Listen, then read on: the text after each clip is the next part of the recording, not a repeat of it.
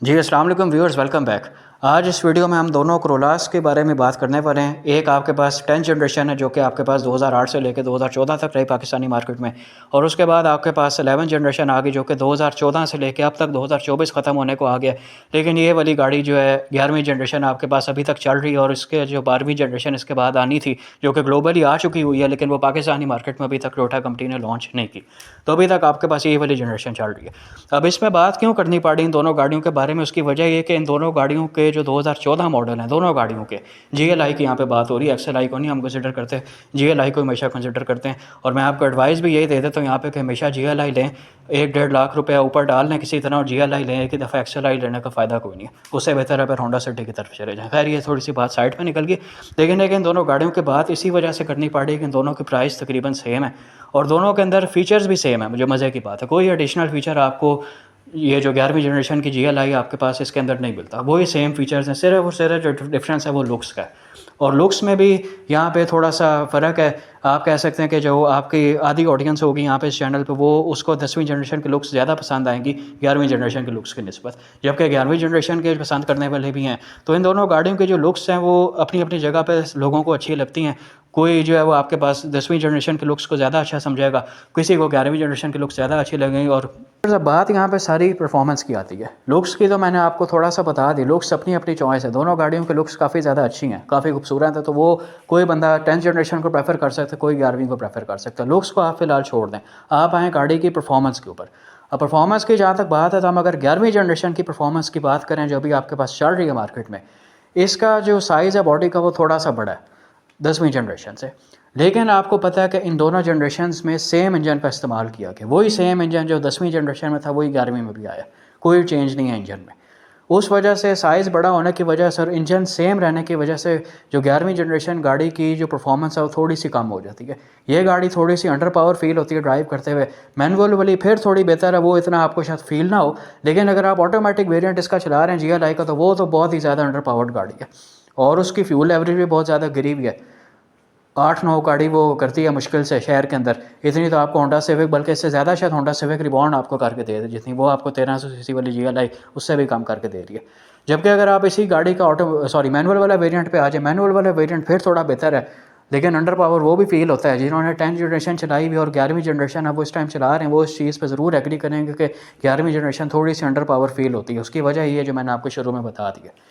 यही वजह है कि गाड़ी की फ्यूल एवरेज गिरती है और गाड़ी थोड़ी अंडर पावर हो जाती है। तो अगर आप फ्यूल एवरेज की बात करना 11वीं जनरेशन वाली GLI की, तो मैनुअल वेरिएंट की मैं बात कर रहा हूँ, ऑटोमेटिक को तो आप छोड़ ही दें। मैनुअल वाली आपको जो है वो 10 से 11 की एवरेज दे देती है शहर के अंदर, अगर आप उसको बहुत अच्छे तरीके से चलाते हैं। जबकि लॉन्ग रूट के ऊपर ये गाड़ी 14 से 15 के दरमियान आपको एवरेज दे देती है।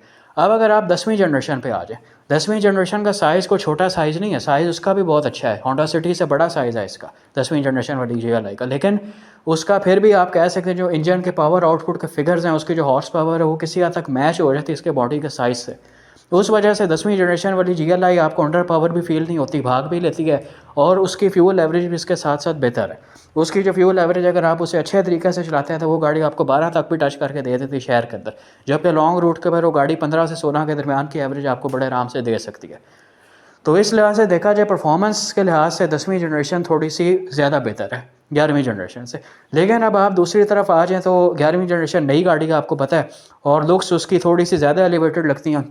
ये डिपेंड करता है, कभी आप देखेंगे आपको 10वीं जनरेशन ज़्यादा अच्छी लगेगी, कभी आप देखेंगे आपको 11वीं ज़्यादा अच्छी लग रही होगी। मेरे साथ भी ऐसे ही होता है, 10वीं जनरेशन भी अच्छी है, 11वीं जनरेशन भी बहुत अच्छी है। इंटीरियर बहुत अच्छा है दोनों गाड़ियों का और काफ़ी खूबसूरत इंटीरियर मिलता है आपको 11वीं जनरेशन के अंदर। ख़ास तौर से उसका जो डिज़ाइन है वो काफ़ी ज़्यादा अच्छा है। कलर कॉम्बिनेशन इतने मज़े का नहीं किया हुआ टोयोटा ने 10वीं जनरेशन में, कलर कॉम्बिनेशन ज़्यादा मज़े का आपको मिलता है, लेकिन एक डिज़ाइन डैशबोर्ड का और बाकी सारा जो इंटीरियर का डिज़ाइन है वो फिर भी अच्छा है। तो लुक्स के ऊपर इतना ना जाएं, दोनों गाड़ियों को लेते हुए आप परफॉर्मेंस के ऊपर जाएं। अगर आपको परफॉर्मेंस चाहिए, फ्यूल एवरेज चाहिए, तो फिर 10वीं जनरेशन आपको लेनी चाहिए। लेकिन अगर आपके लिए कोई इतना मसला नहीं है, फ्यूल एवरेज आप अफोर्ड कर सकते हैं, फिर आप ज़रूर 11वीं जनरेशन की तरफ आएँ। और मज़े की एक और बात है कि 11वीं जनरेशन हो सकता है आपको थोड़ी सस्ती मिल जाए 10वीं जनरेशन से। स्पेसिफिक 2014 की बात हो रही है यहाँ पे, 2014 वाले मॉडल की। उसकी वजह है कि 10वीं जनरेशन की डिमांड काफ़ी ज़्यादा हुई भी आजकल। तो डिमांड जिस गाड़ी की यहाँ पे ज़्यादा हो जाती है उसकी कीमत तो ज़रूरत से ज़्यादा यहाँ पे बढ़ जाती है। ये चीज़ मुझे आज तक नहीं समझ आती, इसकी वजह क्या है, बस ये यहाँ पे ऐसा ही होता आ रहा है। तो आपको भी इसी के साथ गुजारा करना पड़ेगा। तो अगर आपको 11वीं जनरेशन सस्ती मिल रही है 10वीं जनरेशन से, तो फिर आप 10वीं लेने वाली बेवकूफ़ी ना करें, फिर 11वीं जनरेशन लेते हैं और उसी को एंजॉय करें।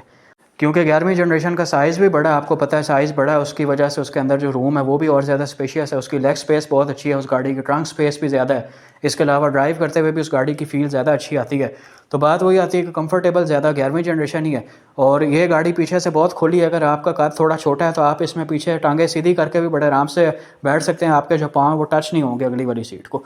तो इसमें इतना ज़्यादा आपको लेग रूम मिल जाता है। तो इस वजह से आप 11वीं जनरेशन को प्रेफर करें। लेकिन अगर आपको 10th जनरेशन भी लेनी है तो उसमें भी कोई मसला नहीं, वो भी आप ले सकते हैं, वो भी गाड़ी बहुत अच्छी है और उसकी फ्यूल एवरेज में जैसा मैंने आपको बताया वो ज़्यादा अच्छी है। तो ये आपकी चॉइस पर डिपेंड करता है। तो यही थी आज की वीडियो, फिर नेक्स्ट वीडियो में मिलते हैं इंशाल्लाह। अल्लाह हाफ़िज़।